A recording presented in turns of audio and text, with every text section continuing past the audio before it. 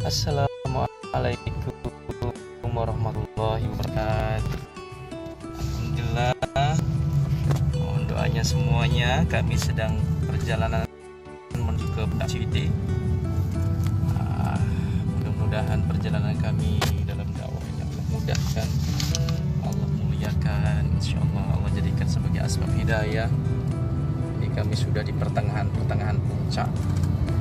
Biar sahabat-sahabat bisa ikut merasakan perjalanan dakwah kami. Ini perjalanan yang sangat membahagiakan karena Allah suguhkan di hadapan kami ini. Bagaimana mungkin Allah menciptakan kondisi alam saat ini?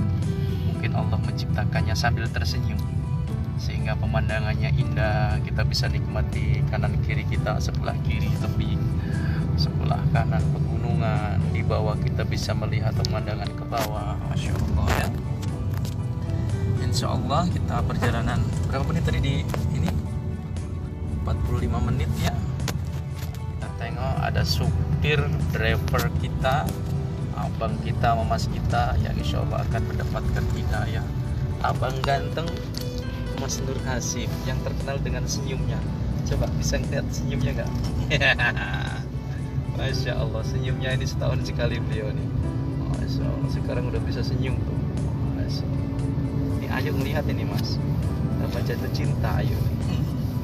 Masya Allah tuh, gunungnya tuh. Masya Allah. Belakang ada siapa saja kita kenal kan, santri dan Abang Randes.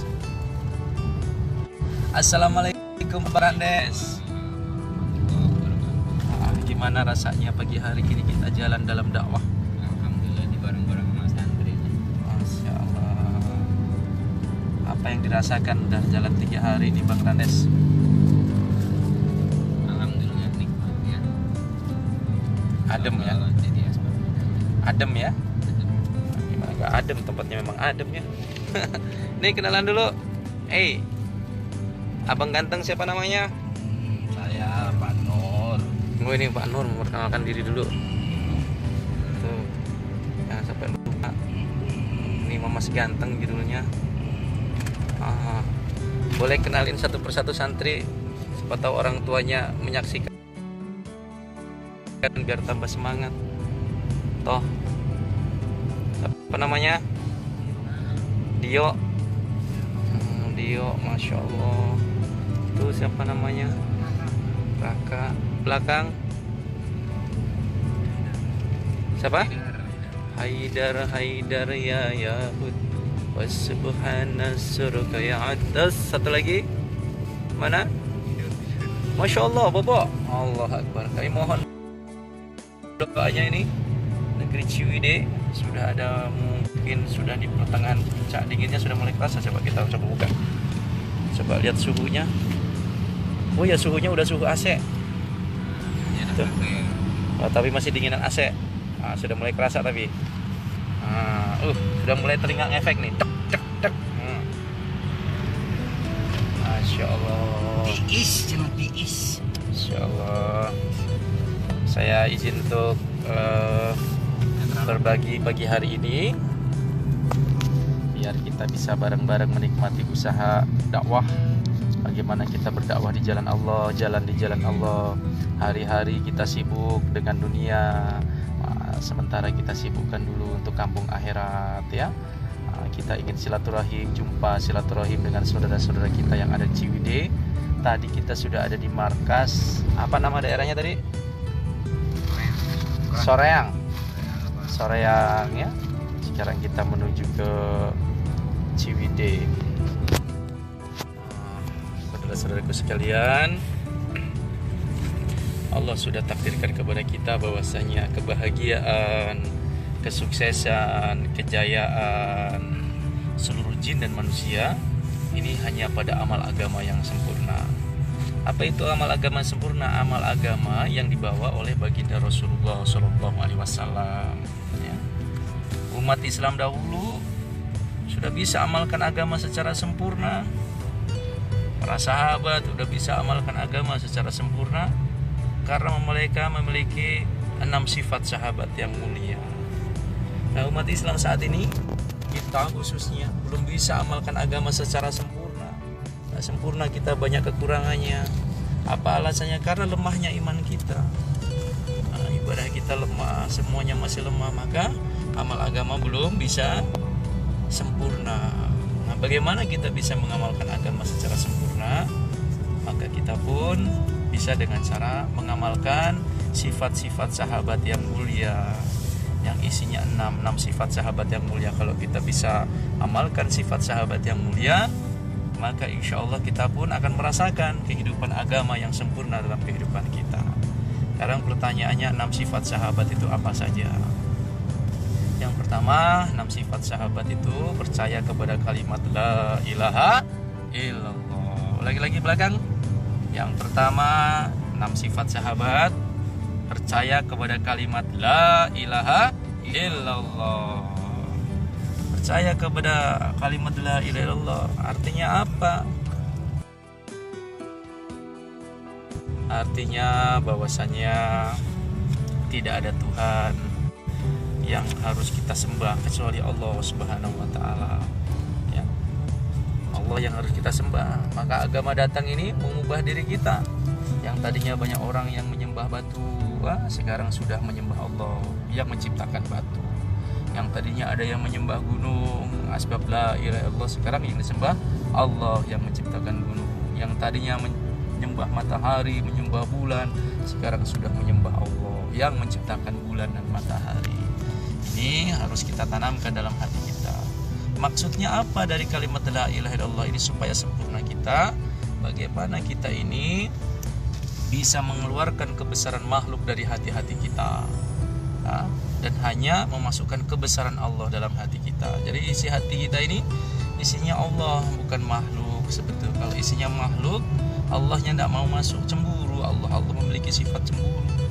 Nah, jadi hatinya ini, hati kita ini kalau bisa isinya hanyalah Allah, seperti itu.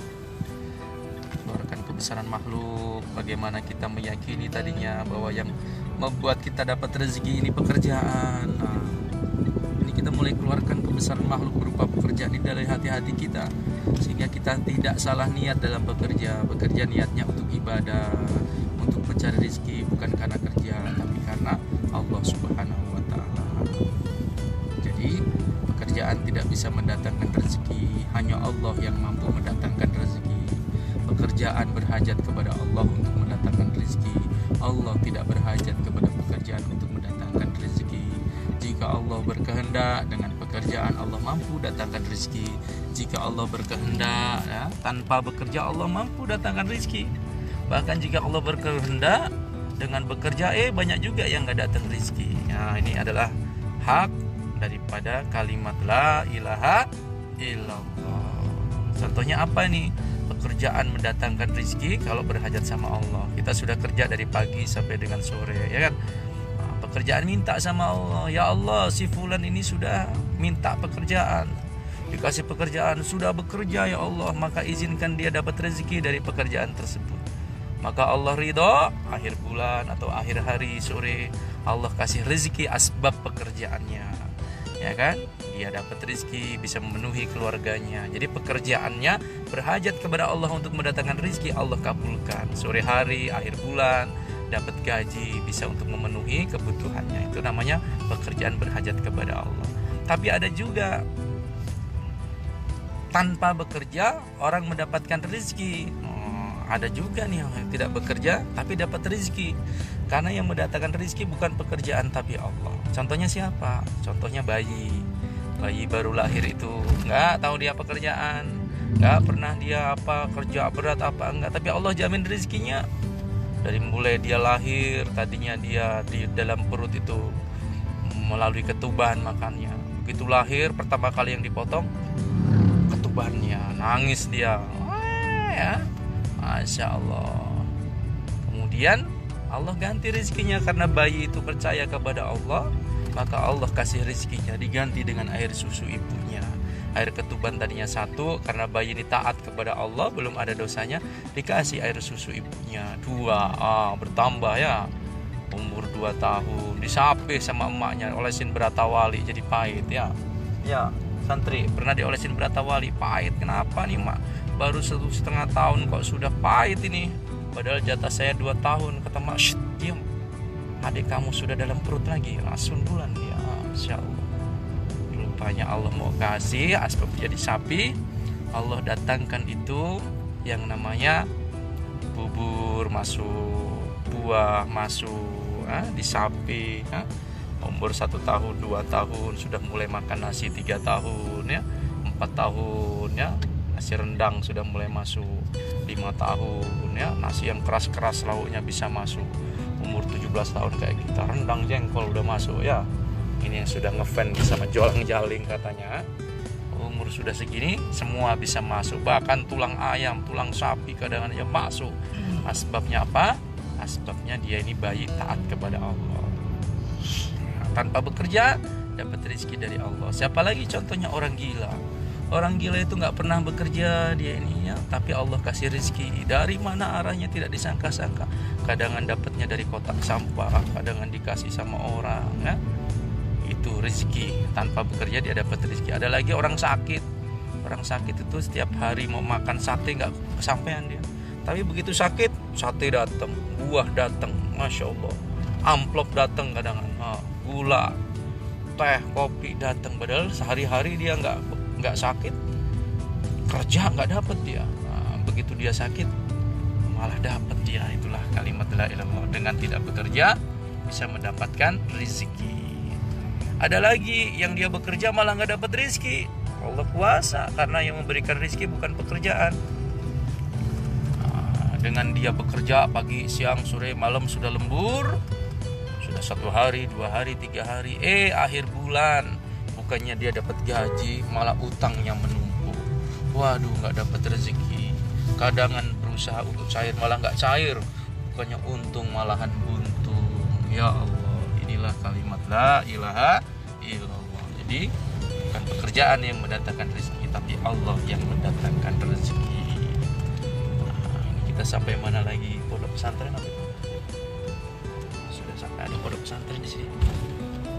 Allah, ini telinganya sudah mulai pleng. Masya Allah. Kita sudah sampai di atas puncak nih kayaknya. Allahu Akbar. Masya Allah. Itu percaya kepada kalimat la ilaha illallah. Keuntungannya sampai mengamalkan kalimat la ilaha illallah, di akhir kalimatnya bisa ucap kalimat la ilaha illallah, maka insya Allah dia dijamin masuk surga. Insya Allah kita diberikan kemudahan husnul khotimah. Ini pemandangan kami, banyak yang minta tolong disiarkan langsung supaya bisa melihat perjalanannya. Kami coba siarkan langsung insya Allah. Kemudian kita juga melaksanakan bagaimana sunnah-sunnah Nabi Muhammad Rasulullah. Sunnah Nabi dari siro, suro, sariro, dari mulai apa yang Rasul pakai, kemudian apa yang Rasulullah risaukan ya, apa menjadi pikiran Rasulullah, suro, siro, sariro, kisah perjalanan Nabi seperti apa. Kita coba amalkan ya.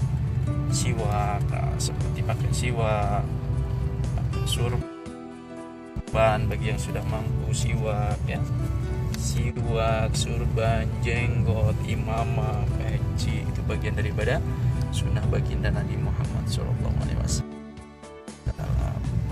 Siapa yang cinta kepadaku, siapa yang cinta kepada Allah juga cinta kepada Rasulullah. Siapa cinta kepada Rasulullah, maka mereka bersama Rasulullah di dalam surga. Masya Allah.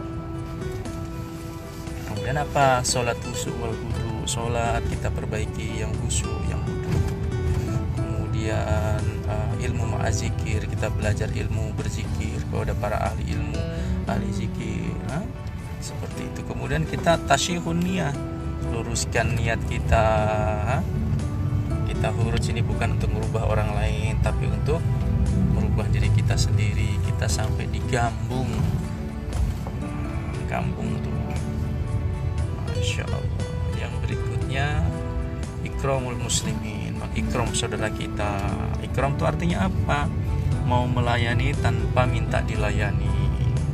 Jadi apa hak saudara kita tunaikan tanpa meminta hak kita untuk ditunaikan. terakhir yang sedang kita laksanakan yaitu dakwah wa tabligh khuruj fi sabilillah. Masya Allah. Nah, kita sedang dakwah nih, sedang tabligh khuruj fi sabilillah, berjuang di jalan Allah, menjumpai saudara-saudara kita yang jauh dari Lampung menuju ke Ciwidey ya. Kalau jauh saring mendoakan, kalau sudah dekat kayak gini kita silaturahim, berjumpa dengan saudara-saudara kita. Inilah daripada 6 sifat sahabat yang kita bisa amalkan dalam kehidupan sehari-hari. Insya Allah menjadi asbab Allah suka dan sayang kepada kita, sehingga iman Islam kita bisa wujud dalam kehidupan sehari-hari. Masya Allah.